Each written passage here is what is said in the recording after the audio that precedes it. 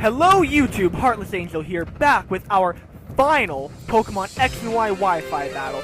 That is correct. After today, our Pokemon Wi-Fi battles will no longer be in X and Y, but Omega Ruby and Alpha Sapphire. So if you're pumped for that, make sure to stay tuned, because once I'm done, Oris, all our Wi-Fi battles are going to be taking place in that game. But for our final X and Y Wi-Fi battle, I have quite the intense UU match for you guys. I was on the edge of my seat the entire time. This easily could have gone either way. So we start off with our Galvantula and our Electrode. I try to go for the Sticky Web, predicting him to be Choice Scarf or Choice Specs, but he actually goes for the Taunt, shutting my Sticky Web down. I decide to switch out into Spiritomb as he goes for the Rain Dance, which really caught me off guard. I didn't even know Electrode could learn Rain Dance. So as he goes for the Volt Switch, I go for the Foul Play, because really, Electrode's a special attacker. Will-O-Wisp doesn't do... residual damage is nice, but on an Electrode, wouldn't really do too much. He switches out into his Poliwrath, though, which takes the Foul Play really well, and then it dawns on me. This is a sweeping, Swift Swim Poliwrath, which spells bad news for me. He goes for the Waterfall as I go for the Will-O-Wisp, but unfortunately, he gets the flinch, and that means Spiritomb is going to die. There is nothing that I want to safely switch in on this Poliwrath, so I decide just to get some damage off, I go for a Sucker Punch, knowing Spiritomb is going down anyway, and there's no way Kai can outspeed, especially in the rain.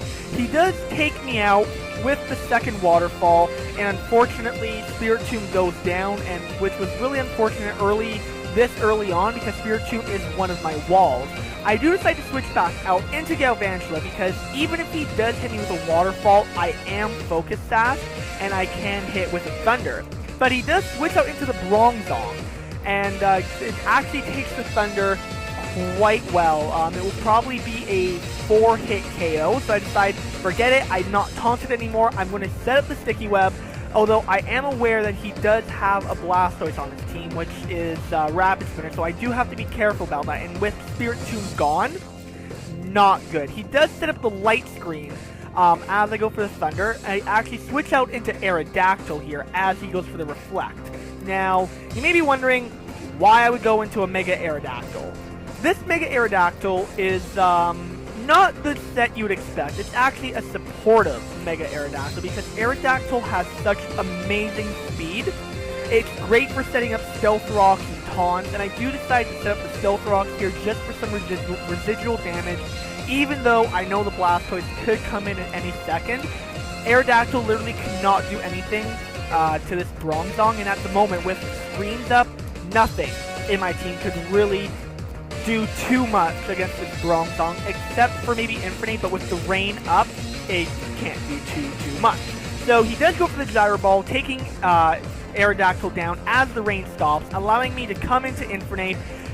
I do force a switch out as I go for the Flare Blitz. I probably should have been able to predict that and gone for maybe a close combat as he switches out into the Blastoise. His Rapid Spinner, which is not good for me, because with my Spin Blocker gone, my Sticky Web and my Stealth Rock will be gone. Luckily Galvantula is still up, which is awesome. Now this is actually a Choice Scarf Infinite, and the reason why is Choice Scarf Infinite outspeeds almost everything in the UU tier, and it can be incredibly deadly, especially when you don't see it coming. So he does go for the Rapid Spin as I go into Tentacruel. Tentacruel is my own Rapid Spinner, which is, I think Tentacruel is a bit superior to Blastoise as a Rapid Spinner. And I forgot to mention, we do see the Leftovers recovery, which shows that he is in fact not a Mega Blastoise. My opponent does not have a Mega on his team, which actually caught me off guard. He does predict the Poison type move, and he switches out into his Bronzong, rendering the Toxic useless. I do go for the Scald. I stay in, even thinking, even if he has the Earthquake or the Zen Head, but I do get the burn as he goes for Earthquake, and this damage is minimal. Super effective hit even though it's non-stab, and with the burn, the damage that I receive is quite literally minimal. I get pretty much nothing on. So he switches out back into his electrode as I go for another Scald, getting a fair bit of damage out on the electrode. No burn this time. I do get my Black Sledge recovery, and knowing that he's probably going to go, and his light screen does switch out, and wear out. Knowing that he's probably going to go for the electric type move, I decide to go into Infernape, knowing that Infernape can probably take whatever he throws at me. But he does actually, predicting the switch, take the time to set up another Rain Dance, which probably not the best. His Reflect does go off, and I will outspeed because of the Choice Band and take him out with a close combat. His Rain Setter, as far as I know, his only Rain Setter down now, even though the rain is back up. With his only Rain Setter down, once the rain petters out, then his Poliwrath will not be as much of a threat. He does switch out into his Meganium, and knowing that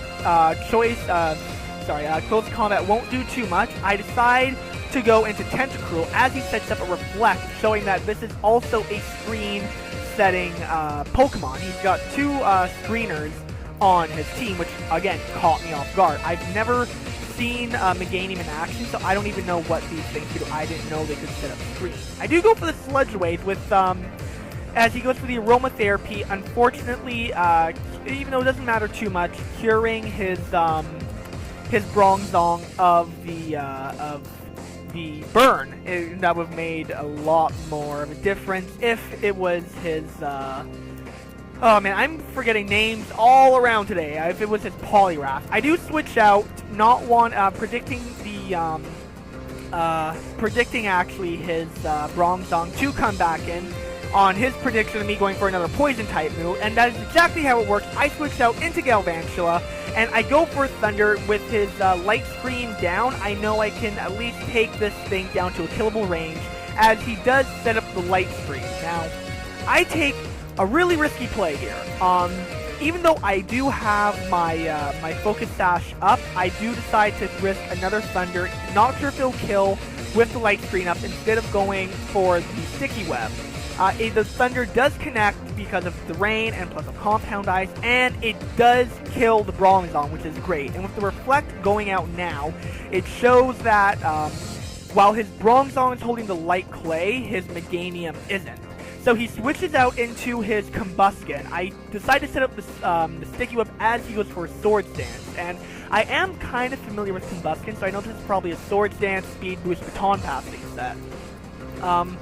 So I do go for another Thunder. Galvantula is pretty much right now, I don't need it.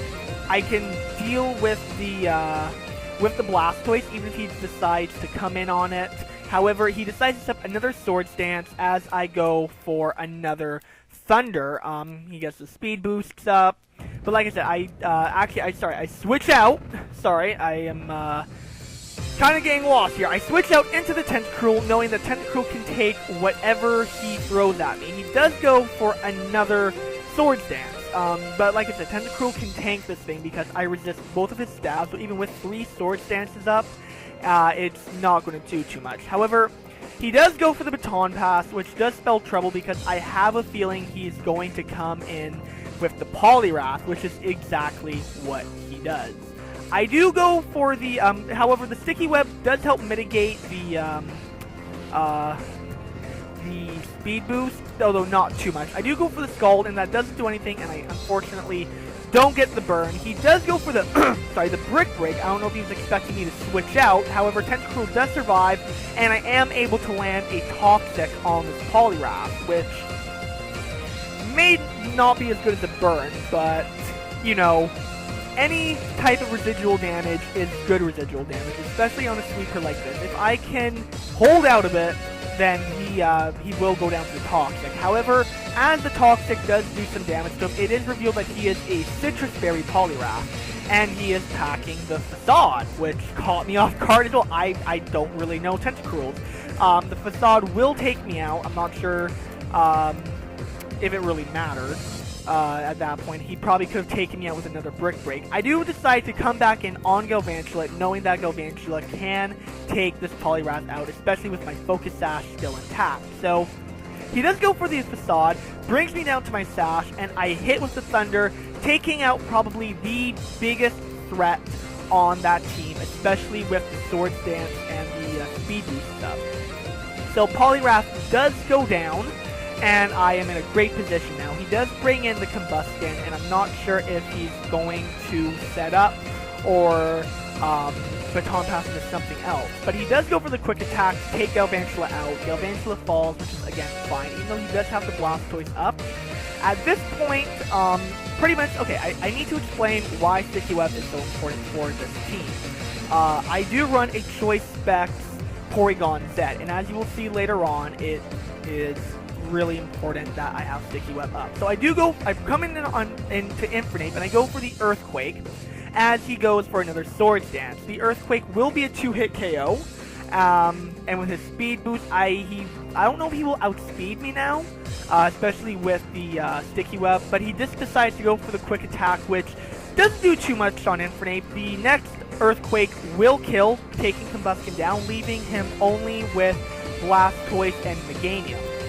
And he does, at this point, switch back out into the Meganium, and thinking that this is the perfect time for me to bring in my Porygon, I decide to switch out, because Porygon Z with Choice Specs and Adaptability destroys, especially with Sticky Web. It is able to hit really hard. He does go for the Aromatherapy, but he did tell me before that he actually meant to go for the Light Screen, and he misclicked. And if he had got that Light Screen up, things may have turned out a little differently, although I can't be 100% sure about that. Unfortunately, we'll never know at this point. So he does switch out into the Blastoise as I go for the Tri-Attack, and this is Choice Specs, Stab, Adaptability, Tri-Attack. It will be almost a 1-hit KO, but not quite. It will be a 2-hit KO. I will outspeed thanks to the Sticky Web, so I will take the Blastoise out with this Tri-Attack, and then the Meganium, oh sorry, I completely forgot. He does go for the Protect, trying to get some more leftovers recovery, which is completely fine because the next Tri-Attack will kill. He will come into the Meganium after that, and the Meganium will fall to a single Tri-Attack, and that will be the game. Like I said before, if he had got the Light Screens up, it may have made a difference. I'm not sure how much of a difference it would have been, but like I said before, we will never know. So if you like this video, be sure to like and subscribe and share. You can follow me on Twitter by the link is in the description below. And just remember, guys, this will be the last Pokemon X and Y Wi-Fi battle. I will be uploading a review of Oris once I finish the game. I just wanted to upload this before because Oris will completely take over my life until I am done. So have a good day, guys. This is Heartless Angel signing off.